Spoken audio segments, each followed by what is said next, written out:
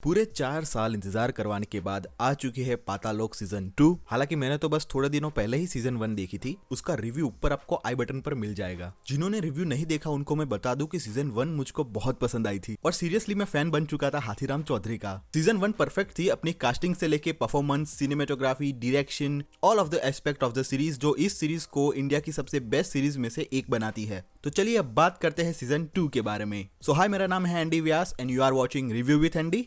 Let's talk movies. अब बात करते हैं कहानी की। तो जैसे कि मैंने ट्रेलर रिव्यू में भी कहा था, वैसे ही एक नए केस से शुरू होती है कहानी और इस बार नॉर्थ ईस्ट का केस है, नागालैंड का। हाथीराम चौधरी अपनी वही पुरानी ड्यूटी पर लगे हुए हैं और अंसारी का प्रमोशन हो चुका है, उन्होंने यूपीएससी क्रैक कर ली है। दिल्ली में एक बिजनेस समिट होती है नागालैंड के डेवलपमेंट के लिए, जहां एक मर्डर हो जाता है और धीरे धीरे कैसे अलग अलग कैरेक्टर्स और पहलू निकलते हैं इस केस में, यही कहानी है सीरीज की। कहानी को नागालैंड ले जाया गया है, जो एक ऐसा स्टेट है जो अगर नॉर्थ वाले को कहे कि इंडिया के मैप में बताओ कहाँ है ये स्टेट, तो वो भी कंफ्यूज हो जाएगा। नागालैंड की पॉलिटिक्स दिखाई है, कैसे लोगों के साथ अन्याय होता है और कैसे बड़े बड़े लोग इसमें शामिल होते हैं, ये सब दिखाया गया है। अलग अलग कैरेक्टर्स और उनके अलग अलग मोटिव्स और अलग कड़ियों को जोड़कर एक स्क्रीन प्ले लिखी गई है। आज तक की सबसे बेस्ट पॉलिटिकल वेब सीरीज कह सकता हूं मैं ये इस सीरीज को, क्योंकि यहाँ सब मिलेगा। Twist, emotion, drama, action, thriller सब यहाँ दिखाई देगा। थोड़ी सी क्यूट मोमेंट भी बीच में दिखाई देगी। एक से दूसरे कैरेक्टर के साथ जो कड़ियां जुड़ती है वो भी बहुत अच्छे से सिनेरियो लिखा गया है, आई मस्ट से।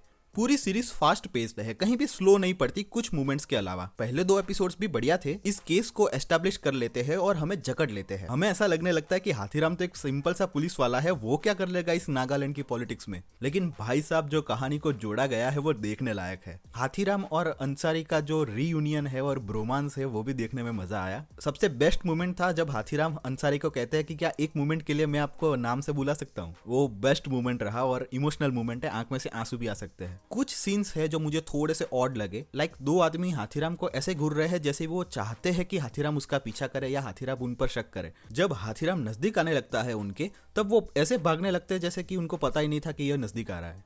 सो ये थोड़ा सा ऑड लगा मुझे। Another thing I love is dialogue. बहुत ही ऑथेंटिक डायलॉग है, कोई फैंसी डायलॉग नहीं है या कोट कर सको ऐसा डायलॉग नहीं है, सिंपल है, जेन्युइन डायलॉग है। सिटी एस्टैब्लिश सीन में मुझे स्टॉक फुटेजेस लगी कि स्टॉक फुटेज से ही डायरेक्ट सिटी एस्टैब्लिश के शॉट्स उठाए गए हैं, ऐसा मुझे लगा। लेकिन कहीं भी ऐसा परेशान नहीं करेगी, फेक नहीं लगेगा। एक हॉस्पिटल चेजिंग वाला सीन है, वो काफी बढ़िया था।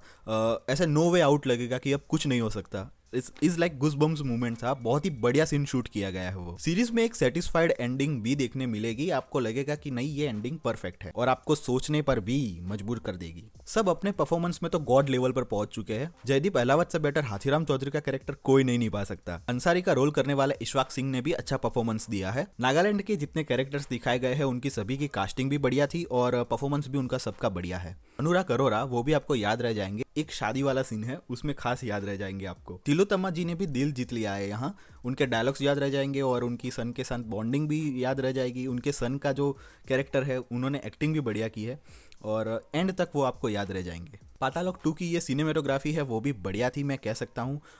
आपको एंड तक पूरी याद रह जाएगी, मतलब आप दिल खुश कर देगी आपका। इस सीरीज में नागालैंड दिखाना हो या दिल्ली दिखाना हो, कहीं भी आपको ऐसा नहीं लगेगा कि ये फेक है या लो बजट में बनी है या ऐसा कहीं भी आपको महसूस नहीं होगा।